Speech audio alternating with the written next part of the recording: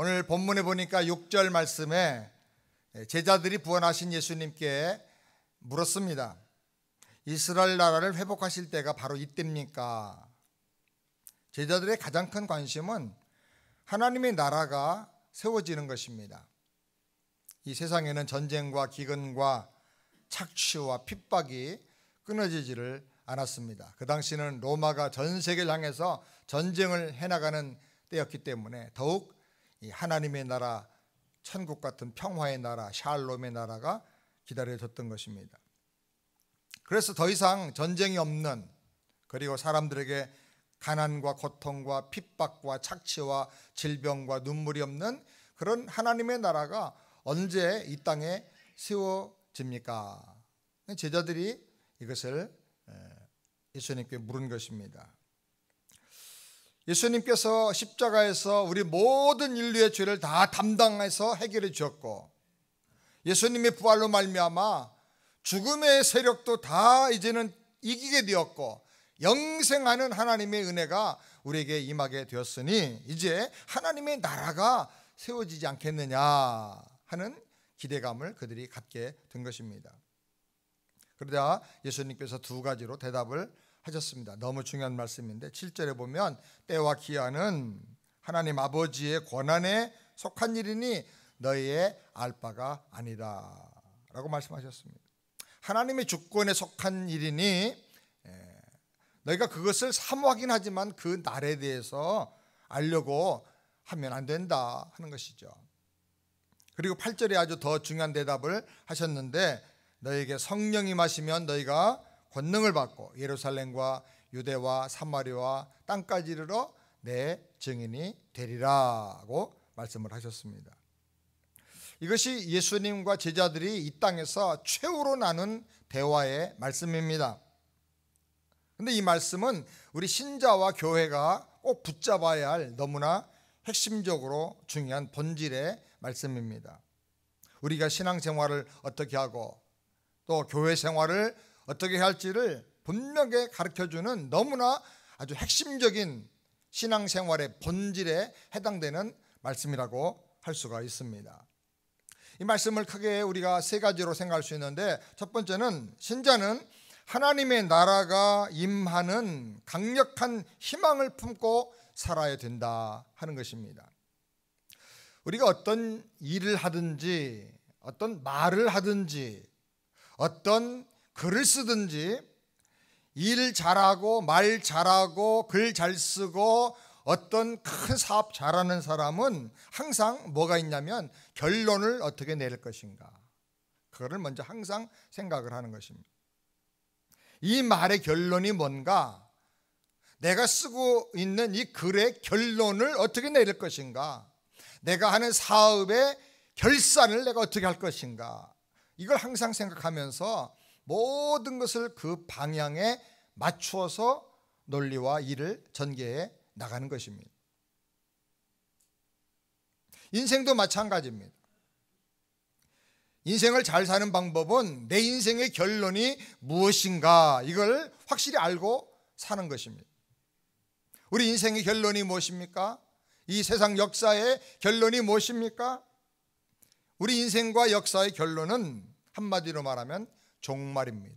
하나님의 심판대 앞에 서고 하나님의 나라가 임하는 거예요. 그렇기 때문에 우리는 무슨 일을 하든지 종말 지향적인 인생을 살고 무슨 일을 하든지 천국을 대망하면서 살아야 될 줄 믿습니다. 여러분 삶에 혹시 어려움과 아픔과 고통이 있습니까? 그러면 낙심하지 말고 하나님의 나라가 임하는 것을 희망하면서 그 믿음으로 모든 고통을 이겨 나갈 수가 있기를 바랍니다. 그리고 그 희망으로 나에게 주어진 모든 사명과 직분과 내가 해야 될 일들을 잘 감당해 나가게 되기를 바랍니다. 때로는 좀 어려운 일, 억울한 일 당해도 그 날에 하나님의 나라가 완성될 때 주님이 주실 영광과 칭찬을 생각한다고 하면 그런 모독이나 어려움은 다 참고 이겨나갈 수가 있는 것입니다. 그러므로 그 날이 다가옴을 기대하고 바라보면서 믿음의 옷깃을 여미고 거룩한 삶, 성숙한 믿음의 삶을 사는 우리 모두가 되기를 주의 이름으로 축원합니다. 내가 가는 이 믿음의 길이 결코 헛되지 않다 하는 확신을 우리가 갖고 살아야 하는 것입니다. 저는 이 찬양 너무 좋아하는데, 주님 다시 오실 때까지 나는 이 길을 가리라. 다 같이 좁은 문 좁은 길 나의 십자가 지고 나의 가는 이 길 끝에서 나는 주님을 보리라. 영광의 내 주님 나를 맞아 주시리. 주님 다시 오실 때까지 나는 일어나 달려가리라. 주의 영광 온 땅 덮을 때 나는 일어나 노래하리. 내 사모하는 주님 온 세상 구주시라. 내 사모하는 주님 영광의 왕이시라. 할렐루야. 주님 다시 오시는 그날을, 하나님의 나라가 임하는 그날을 강력하게 희망하면서 매일매일의 삶을 승리하시기를 주의 이름으로 축원합니다. 그 다음에 두 번째로, 신자는 말과 생각까지 하나님의 주권을 인정하면서 겸손하게 살아야 한다는 것입니다. 때와 기한은 아버지께 속한 것이라 그것은 너희의 알 바가 아니라 그랬습니다. 겸손하라는 말이죠. 내가 피조물이고 제한적인 지성을 가진 연약한 존재라는 사실을 알라는 거예요. 우리는 내일 일 몰라요. 1초 후에 될 일도 몰라요. 너무 가까워도 못 보고요, 너무 멀어도 안 보여요. 서로 대하고 있는 사람의 마음도 몰라요. 내 마음도 내가 모를 때가 많아요. 그러니 우리의 말과 우리의 생각에 한계를 그을 줄 알라는 거예요. 겸손하라는 거죠. 이게 바로 믿음인 것입니다. 이것이 행복의 비결이기도 해요. 내일 일과 인생의 결론은 하나님께 다 맡기고 내가 할 일에 대해서는 최선을 다하라는 거예요.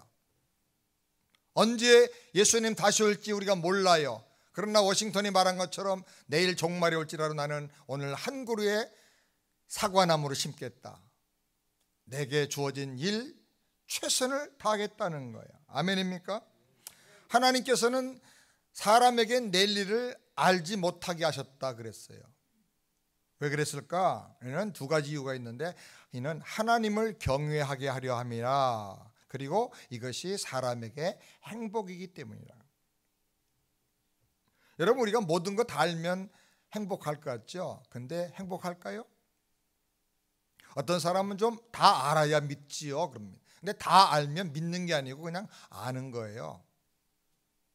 그래서 옛날에 유명한 캔터베리 대주교란 신학자가 이런 말을 했어요. 나는 알기 위해서 믿는다. 알고 믿는 게 아니고요, 믿고 하는 거예요. 믿으면 알게 돼요. 믿으면 눈이 열리고 영적으로 체험을 하게 돼서 하나님을 알게 되는 거예요. 아멘입니까? 사실 사람은요, 조금 모르기 때문에 행복하게 사는 거예요. 결혼도 마찬가지입니다. 요즘 청년들이 결혼할 때 평생 사랑하겠다, 죽을 때까지 사랑 안 변하겠다고 약속을 하고 결혼합니다. 근데 얼마 후에 와가지고 심각합니다. 얼굴이. 왜 그러냐 했더니 헤어져야 되겠어요. 그래. 왜 그래? 그랬더니 그 사람이요, 그런 인간인지 몰랐어요. 요즘 어떤 사람들은 좀 오래 더 알아보고 결혼해야 되겠다 그럽니다. 요즘은 또 한 걸음 더 나가서 몇 년 살아보고 결혼하겠다 그럽니다. 그래서 요즘은 뭐 시험 결혼, 혼전 동거, 이게 아주 그냥 세계적으로 한국에도 유행을 하고 있습니다. 근데 여러분 한번 생각해 보세요. 알면 나를 사랑해 줄 사람이 있겠는가? 알면 나와 결혼해 줄 사람이 있겠는가? 나는 이상형을 원하는데 나는 이상형이냐 하면 나는 현실형이야. 그러니 나는 이상형을 찾고 상대방은 그러면 현실형을 보고 만족할 수 있겠어요? 우리가 몰라서 사랑하는 거예요. 아멘 했어요. 아멘. 몰라서 사랑하는 거예요. 저는 집사람하고 결혼하고 나서요 얼마나 후회했는지 몰라요. 맨날 풀만 주는 거야. 제가 결혼하기 전에 데이트할 때 중요한 질문을 했어요. 음식 가리는 거 없냐? 저한테는 그게 중요한 질문이었어요. 그런데 집사람은 가리는 거 없다 그래요. 그 당시 명동 칼국수를 먹었는데요, 그렇게 대답을 한 다음에 칼국수에 그 닭고기 살 이렇게 쭉쭉 찢어서 얹어놓은 거 있잖아요. 그걸 다 걷어가지고 나한테 주는 거예요. 그때 신학교 때 막 배가 고픈 학생인데 그걸 갖다 걷어주니까 감동을 받았어. 고기를 잘 먹는 아가씨인데 신학생 배고프니까 이게 다 자기가 먹을 걸 양보하고 나한테 주는 줄 알고, 야, 이 사람은 헌신적인 여자구나. 자기 살이라도 베어서 나한테 주겠다. 뭐 이렇게 감동을 뭉클하게 받고 할렐루야 아멘하고 결혼했어요. 결혼했더니 완전히 풀밭에서만 노는 거예요. 그런데 요즘은 이제 사랑하면서 살다 보니까 풀도 잘 먹고 고기도 잘 먹어요. 옛날엔 고기만 먹었는데 이제는 풀도 잘 먹어. 그러니까 얼굴이 갈수록 건강해지는 것 같아. 괜찮죠? 쓸만하죠? 우리가 몰라서 사랑하는 거예요. 에로스의 사랑, 조건적으로 다 알고 나한테 맞아야 사랑하겠다 그러면 그 사랑은 영원할 수가 없고, 그 사랑은 상처받고 그 사랑은 깨지게 되어 있는 거예요. 아가페 사랑으로, 무조건적인 사랑으로 사랑할 때 점점 상대방을 알아가게 되고 나도 성숙하게 되는 거예요. 사랑하기 때문에 이해하는 거예요. 이해하기 때문에 사랑하는 게 아니고. 아멘입니까? 때와 기한은 아버지께 속한 것이니 너희 알 바 아니다. 하나님을 사랑하고 하나님을 믿고 신뢰하기를 제 이름으로 축원합니다. 그럼 우리 갈 길을 하나님이 정말 좋은 길로 인도해 줄 것을 믿으시기 바랍니다. 겸손히 하나님만 경외하며 살기를 바랍니다. 내 인생의 결론 다 하나님 앞에 맡기고 다가올 그날을 바라보면서 부끄럽지 않게 최선의 삶을 살고 직분과 사명을 감당하며 믿음으로 살길 바랍니다. 그러면 주께서 우리에게 승리의 면류관, 영광의 면류관 우리에게 주실 것을 믿으시기 바랍니다. 그 다음에 세 번째로 우리는 선교적인 교회를 세우고 선교적인 인생을 살아야 합니다. 우리는 구원의 하나님을 사랑함으로 선교적인 인생을 살아야 합니다. 그리고 구원의 하나님을 사랑함으로 선교적인 교회를 세워 나가야 하는 것입니다. 이번에 제가 지난 주간에 우리 선교사역 지원단장님이신 김성식 장로님 모시고 뉴욕에서 있었던 킴넷 세계 선교대회에 다녀왔습니다. 저도 중요한 강의를 맡았기 때문에 2박 3일 이 선교대회를 다녀왔는데, 이 선교대회 때 참 중요한 내용들을 우리가 다루었습니다. 그래서 그 내용을 함께 우리가 또 잠깐 나누길 원합니다. 콜럼버스가 이 미 대륙을 발견한 후에 인디오들을 유럽에 소개하고 인디언들을 또 몇 사람 샘플로 유럽에 데리고 갔습니다. 그때 유럽에서 일어난 아주 유행하던 논쟁이 있었는데, 그게 뭐냐고 하면 인디언들에게도 영혼이 있는가 하는 거예요. 인디언들을 사람으로 보질 못한 거죠. 그래서 결론 내린 것은 많은 사람들이 생각하기를 인디언은 영혼은 없는데 단지 말하는 짐승일 뿐이다. 그렇게 생각을 했어요. 그래서 인디언이 정복자들과 함께 온 것이 캐톨릭의 선교사들이었는데, 그들이 와가지고 인디언에게 예수에 대해서 말한 다음에 예수 믿고 영세를 받으면 온 가족을 노예로 삼았어요. 예수 믿고 세례를 받으면 구원을 선포해야 되는데 노예로 삼았어요. 그리고 예수 믿지 않고 영세를 받지 않으면 다 죽여버렸어요. 그렇기 때문에 중남미 사람들은요, 기독교를 백인의 종교요, 착취와 억압의 상징으로 생각하는 거예요. 캐톨릭은 선교를 정복의 도구로 사용하면서 가짜 복음을 전한 것입니다. 그래서 이 중남미에서 해방신학 운동들이 일어나고 많은 운동들이 일어나게 된 것이죠. 그러므로 백인들이 가서 우리가 당신을 사랑합니다 하면서 중남미에서 선교를 하면 인디언들은 근본적으로 거부감을 가지고 저항심을 불러일으키는 거예요. 왜냐하면 역사적으로 너무나 잘못된 거짓 복음으로 착취를 했기 때문에 그렇습니다. 그렇기 때문에 이 사람들에게 가서 사랑으로 치유를 해줘야 돼요. 그리고 바른 복음을 전해줘야 돼요. 그 일을 누가 하겠느냐 하는 거예요. 누가 가서 복음을 전하겠느냐 하는 거예요. 결론은 우리 한국교회가 가야 된다 하는 거예요. 아멘입니까? 왜냐하면 미 대륙의 인디언들을 연구한 많은 학자들이 인디언들의 신체적인 특성과 언어와 심지어는 치아, 이빨 구조라든지 문화, 종교 등을 다 살펴보니까 이 사람들은 누구냐면 만주 일대에서 살던 몽골리안들이 이주를 해온 거예요. 그들에게는 몽고 반점이 엉덩이에 아기들에게 있어요. 항아리로 물을 깃는 습관을 갖고 있어요. 심지어는 4개 나무를 잘라가지고 그걸로 윷놀이도 해요. 팽이를 돌리고 또 이렇게 항아리에다가 뭐 던지는 투호도 하고 굴렁쇠 놀이도 하고 곡식을 절구통으로 빻아요. 특별히 우리 한국 사람들과 굉장히 유사한 특징을 이 남미, 중미, 이 미주 대륙의 인디언들이 갖고 있습니다. 그래서 처음 미국과 알래스카와 캐나다와 중미, 남미에 정착한 이 땅의 진정한 주인은 한국 사람이다. 그렇게 주장하는 학자들이 굉장히 많아요. 빙하기 때 알래스카와 아시아 사이에 있는 그 베링 해협이 완전히 다 얼어서 아시아와 알래스카가 그냥 도보로 걸어갈 수가 있을 때 만주 일대에서 모험심이 아주 많은 창의적인 사람들이, 수많은 사람들이 떼를 지어서 저 미대륙으로 건너온 거죠. 화살표를 따라 쫙 건너온 거예요. 알래스카 극지방에 정착한 사람들은 에스키모 인디언이에요. 에스키모 인디언을 보면 지금 그 사람들 몽고 반점이 있어요. 그리고 엄마를 엄마 그럽니다. 똑같아. 엄마 뭐 그 말들이 많이 비슷해요. 거기서 추우니까 좀 더 좋은 데로 우리가 가자, 기왕이면 나가자고 개척정신 있는 사람들이 내려온 곳이 캐나다와 미국이에요.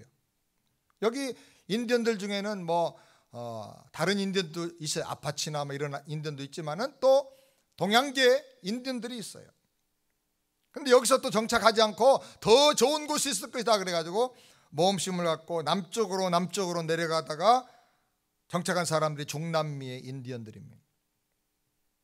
이 몽골리안들이 남으로 내려가다가 멈춘 곳이 이 미대륙 최고 남단인 아르헨티나의 띠에라델 후에고라는 지역까지 간 거예요.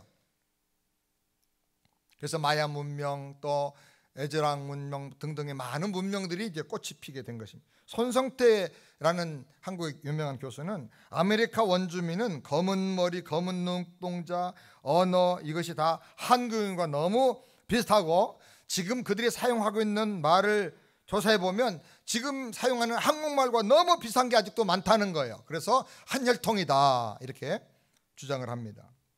자, 그렇다면 누가 이들이 가서 복음을 효과적으로 전할 수 있겠는가? 그는 미주에 있는 한인 교회가 이 사명을 감당해야 된다 하는 거예요.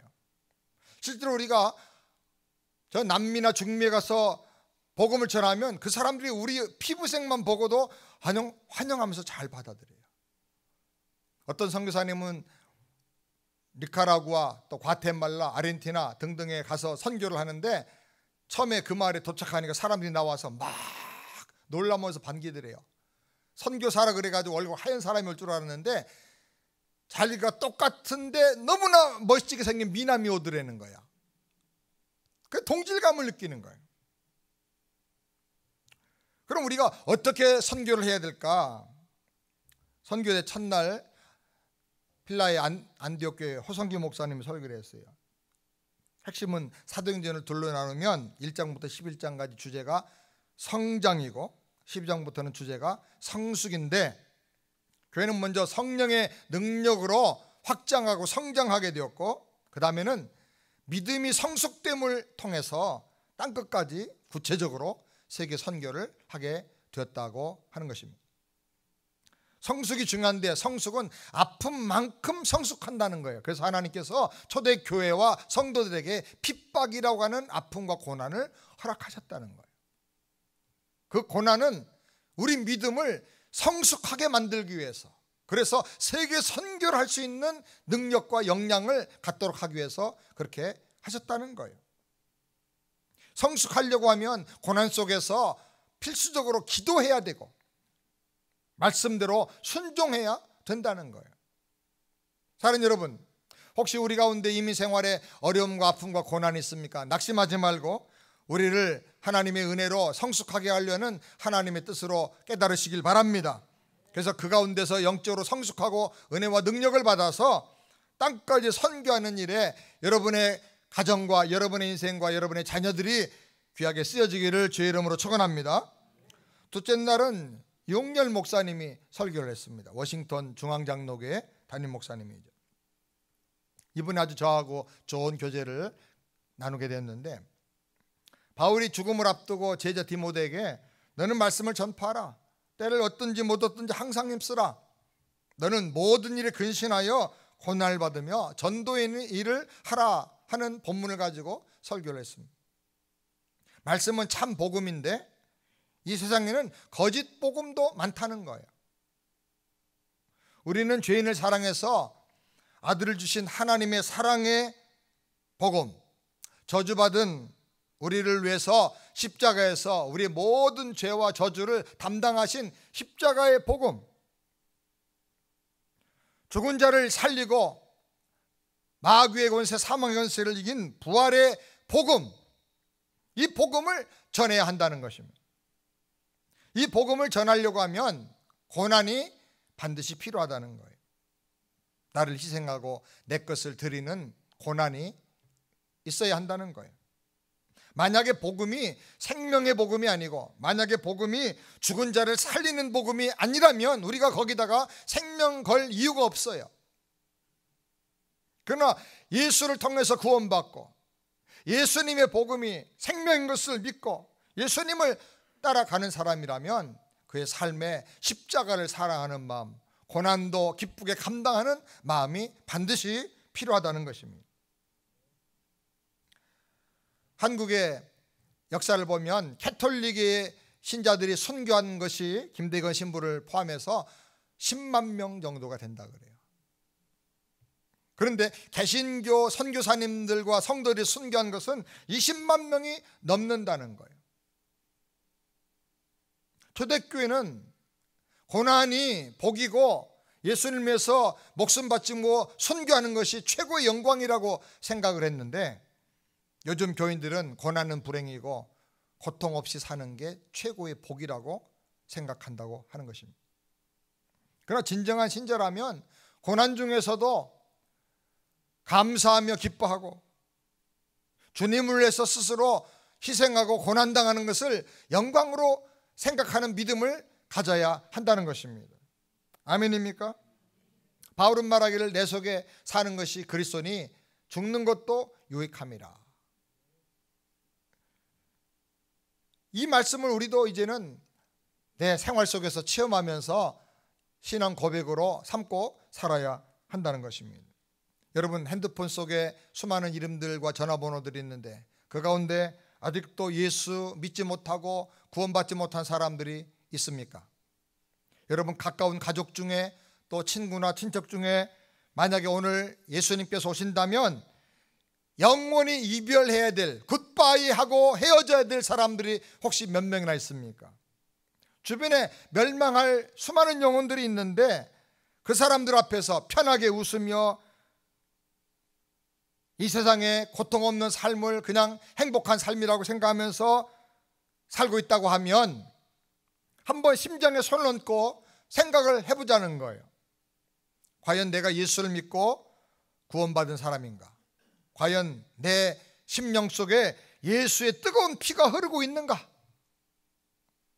그래서 우리가 가까이에 있는 우리 가족들, 친척들, 우리 주변의 친구들을 주님 앞에 전도하기 위해서, 또 멀리는 남미와 세계 선교를 감당하기 위해서 복음을 해서 고난받는 삶을 우리가 살아야 한다는 것입니다. 여러분, 그들을 가슴에 끌어안고 눈물로 기도하며 스스로를 헌신하고 희생하는, 복음을 위해서 수고하는 그런 삶을 사는 우리가 되기를 주의 이름으로 축원합니다. 지금 전 세계에 흩어진 한국 사람은 약 750만 명이고요, 180개 나라에 흩어져서 살고 있습니다.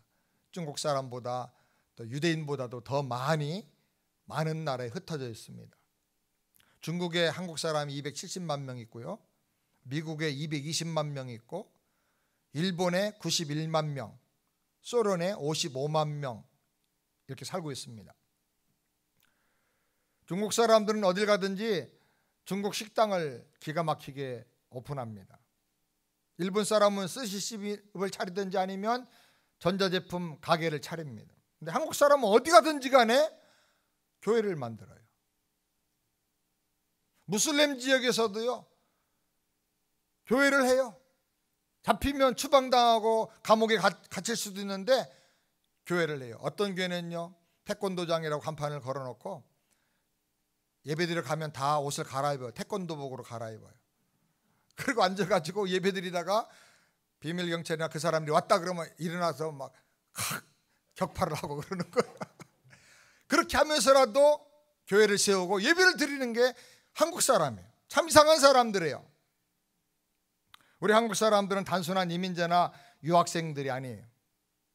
하나님께서 전 세계에 흩어뿌리신 디아스포라예요. 디아스포라라는 말은 원래 바벨론 포로 후에 전 세계 방방곡곡으로 흩어진 이스라엘 사람들을 가리켜서 디아스포라라 그랬어요. 디아스포라는 말은, 디아스라는 말은 흩은다, 포라는 뿌린다, 흩어서 막 씨를 뿌리는 거예요. 하나님께서는 유대인들이 이방 나라에 복음을 전하라고 그들을 축복하셨는데 그 사명을 감당하지 않고 폐쇄적인 유대주의만을 고집하고 이방인을 개처럼 멸시하니까 하나님께서 유대인들을 온 세상에 그냥 강제적으로 흩어뿌리고 말았어요. 그런데 이제는 한국 사람을 전 세계에 흩어뿌리셨어요.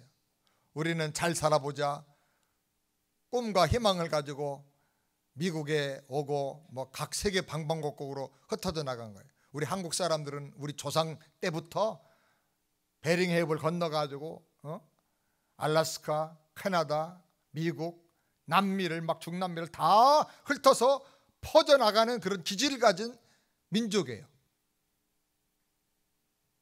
또 우리 한국은 근대에 선교사들 통해서 진정한 복음을 받고 구원받고 가정이 치유되고 나라가 잘 살고 교회가 세계적으로 아주 놀라울 만큼 부흥을 경험한 나라예요. 하나님 우리를 이 세계에 흩으신 이유가 뭔가? 구원의 복음, 생명의 복음을 가는 곳마다 전하면서 세계 선교를 감당하는 민족이 되라는 뜻인 줄을 믿으시기 바랍니다.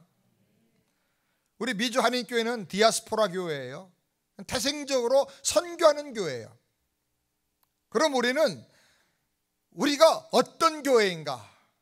우리는 왜 여기 존재하고 있는가? 우리 교회가 해야 될 일이 무엇인가를 깊이 생각하면서 더욱 선교하기에 힘쓰는 교회가 되어야 할 줄을 믿습니다. 2016년 9월 미국의 인구는요 3억 2,469만 7,843명이에요. 2040년이 되면 미국에서 백인은 소수 계층이 되고 맙니다. 캘리포니아의 경우는 2040년 되면 백인은 전체 인구의 20% 미만이 될 거라는 거예요. 이제 백인이 이 미국 사회 주류가 아닌 그런 세상이 됐어요. 미국은 전 세계의 모든 인구들이 다 몰려드는 그야말로 인종 전시장이에요. 뉴욕에만 해도 200 몇 개 나라에서 왔고, 아틀란타도 200 몇 개 나라에서 온 사람들이 우리 주변에 다 살고 있어요. 2013년 미주 한인의 수는 243만 명이라고 합니다. 한인교회는 4,323개예요. 전에는 우리가 선교 그러면 go or send, 가든지 보내든지 하자, 둘 중에 하나 하자. 가는 선교사, 보내는 선교사, 그렇게 우리가 구호를 말했어요. 그런데 이제 디아스포라에 대해서 이해하면서 here and now, 여기서 바로 지금 선교하자. 왜냐하면 안 가도 여기 전 세계 사람들이 다 와 있다는 거예요.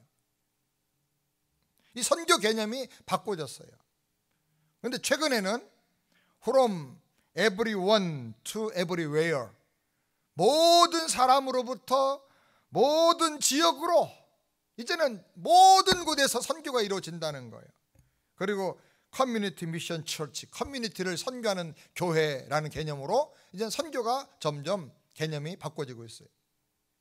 이제 우리 세안교회는 가서 선교도 하지만은 여기서도 이 지역에 있는 커뮤니티를 섬기고 여기 온 이민자들을 우리가 섬기고 복음을 전하면서 이 선교적인 교회로 앞으로 나가야 될 줄 믿습니다.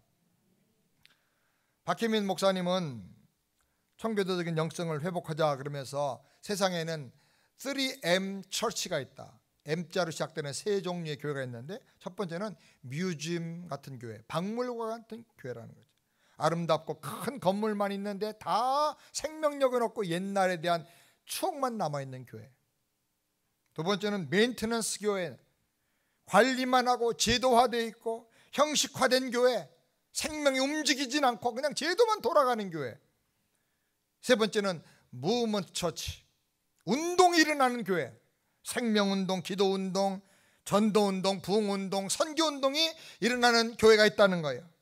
우리 교회는 생명운동이 일어나고 부흥운동이 일어나고 기도운동이 일어나고 전도운동, 선교운동, 개혁운동이 일어나는 교회가 되어야 할 줄을 믿습니다.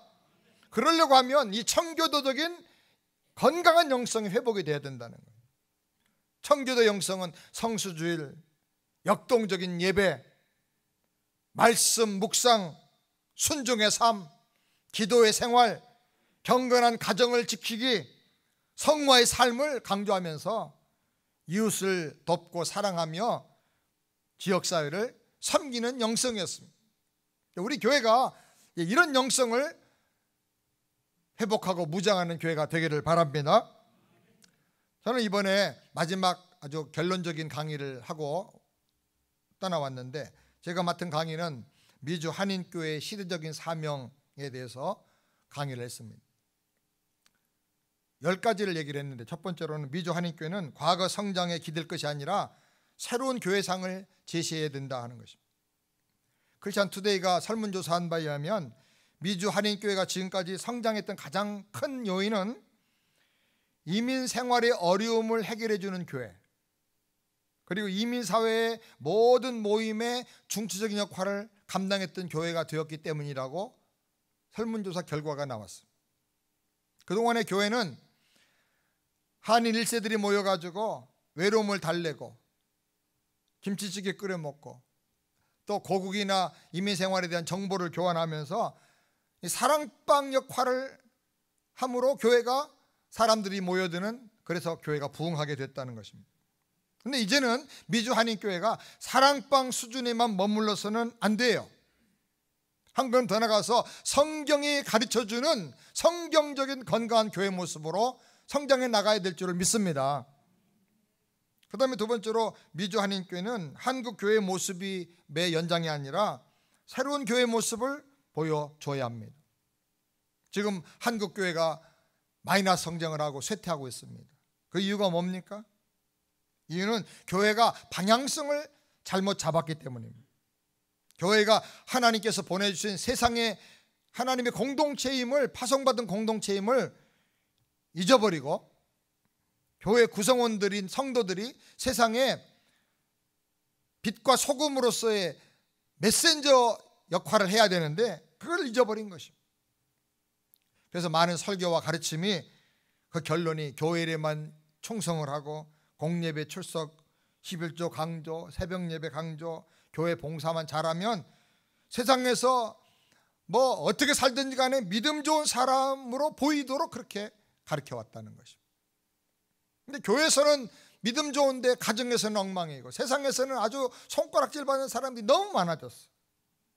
이제 우리 한인교회는 하나님께로의 거룩한 방향성을 회복하고 그리고 이웃을 향해서 섬기고 나누는 그 방향성을 회복하고 그리고 세상을 향해서 선교하는, 복음 전하는, 빛이 되는 그런 방향성을 회복해야 될 줄을 믿습니다. 그 다음에 세 번째로 미주 한인교회는 사람들이 원하는 교회가 아니라 하나님이 원하시는 교회로 발전해 나가야 한다는 것입니다. 한인교회 목회자들과 교인들에게 교회 생활 중에 제일 어려운 게 뭐냐고 물어보니까 목회자와 교인들 간의 갈등이 첫 번째고 교육 맡은 스텝진들이 부족하다는 게 두 번째고 교회 자체 예배당이 없는 것이 세 번째고 재정이 어려운 것이 네 번째로 어렵다 그랬어요. 근데 문제는 여기 하나님이 원하시는 뜻을 이루지 못한 것에 대한 아픔은 하나도 없다는 거예요. 대부분이 사람 문제, 돈 문제, 시설 문제, 건물 문제, 언어 문제, 인간관계의 어려움만을 교회의 문제라고 생각을 하고 있다는 거예요. 이것은 교회 목회자들이나 성도들이 하나님의 뜻을 찾아가려고 하는 영성보다는 인간적이고 물질적인 가치관에 젖어든 이 세속적인 정신으로 교회를 지금 이끌어 가고 있다는 반증이기도 한 것입니다.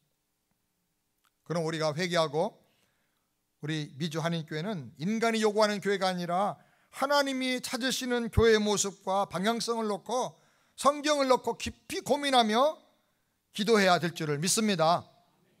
그 다음에 네 번째로 미주 한인교회는 고립된 섬이 아니라 대륙들을 연결해주는 브릿지가 되어야 합니다. 이민 1세들은 안전한 고국을 떠나서 언어와 문화가 다른 이 타국 나라에 와서 일종의 뿌리가 뽑힌 위기감을 경험하게 됩니다. 그리고 미국의 지배적인 문화에 우리 한국 문화는 좀 하위 문화라고 생각하고 종속적인 하위 문화로 진입하면서 정신적으로 깊은 상처, 트라우마를 갖게 되는 거예요. 그래서 이것을 극복하기 위해서 우리 1세들은 자식들이 어떻게든지 미국의 주류 사회에 진입할 수 있도록 교육에 아주 집중을 합니다.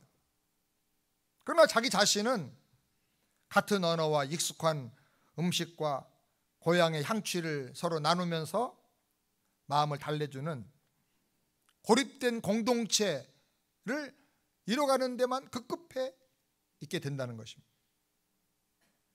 그래서 이제 한인교회는 이렇게 고립되지 말고 육지와 대륙을 연결시켜주는 다리 역할을 하는 브릿지 같은 교회가 되어야 한다는 것입니다. 그 대안이 우리 2세들, 우리 자녀들, 1.5세들 그들을 리더로 키워서 선교적인 교회로 다민족을 품고 나가는 영적인 리더십을 갖춘 교회로 그렇게 만들어 나가야 하는 것입니다. 아멘입니까? 그 다음에 다섯 번째로 미주 한인교회는 교회의 묘지를 준비할 게 아니라 영적인 산실을 준비해야 한다는 것입니다. 한인교회 안에 젊은들이 심각하게 줄어들고 있습니다. 아틀란타만 해도 청년부가 없는 교회가 굉장히 많습니다.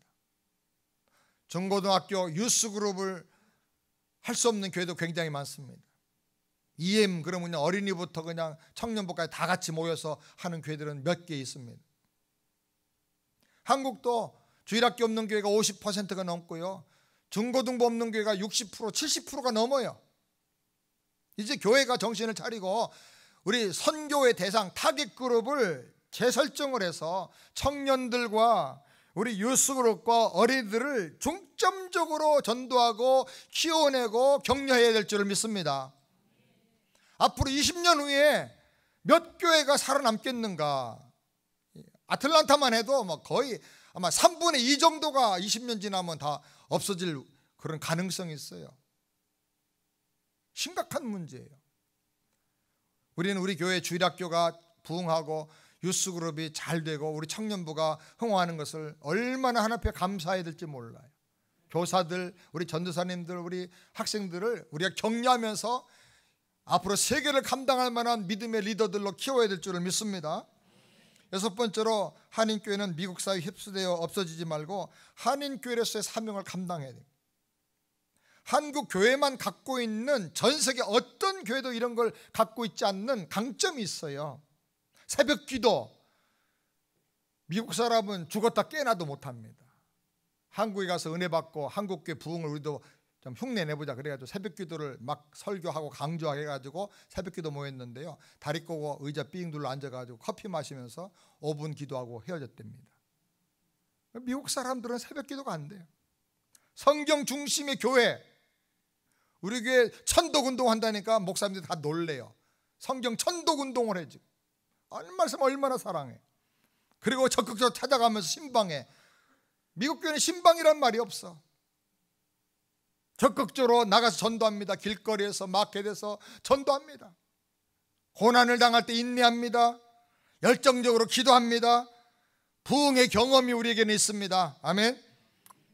이런 강점들을 잘 살리고 발전시켜서 세계의 선교를 감당하고 세계 교회 이런 것들을 유산으로 물려줄 수 있는 우리 한국교회가 그대로 살아남아야 하는 것입니다.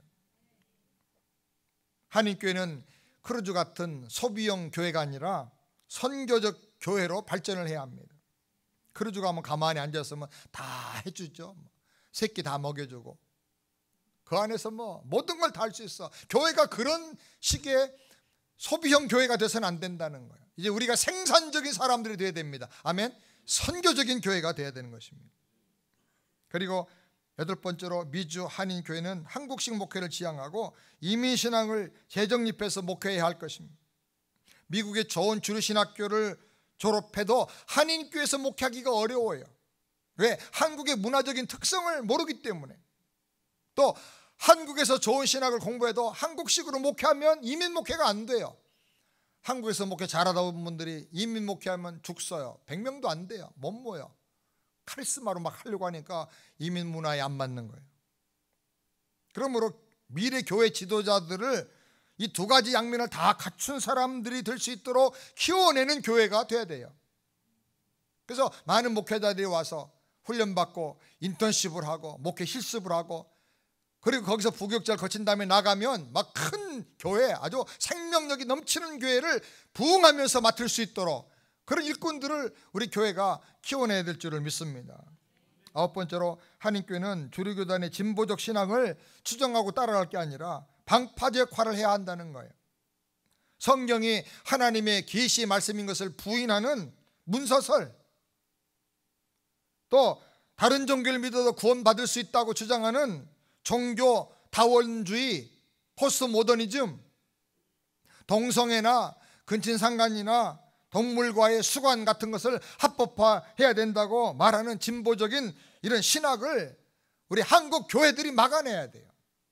지금 PCUS나 여러 교회단들이 동성애를 주장하고 결정을 하고 나갔는데 그것을 막아내려고 몸부림치는 가장 강력한 그룹이 한국 교회들이에요.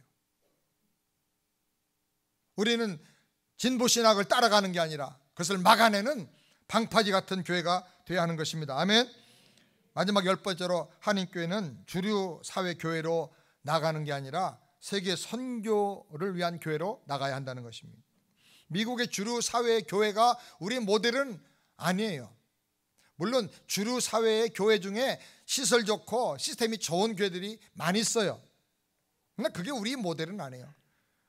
우리는 성경적인 교회 모습을 잘 회복을 하고 세계 선교를 잘 감당하는 교회가 되어서 온 세계에 영향력을 미치고 하나님 나라를 흥왕케 하는 그런 우리 교회가 되고 이 일에 우리 모든 성도들이 쓰여지기를 주님의 이름으로 축원합니다.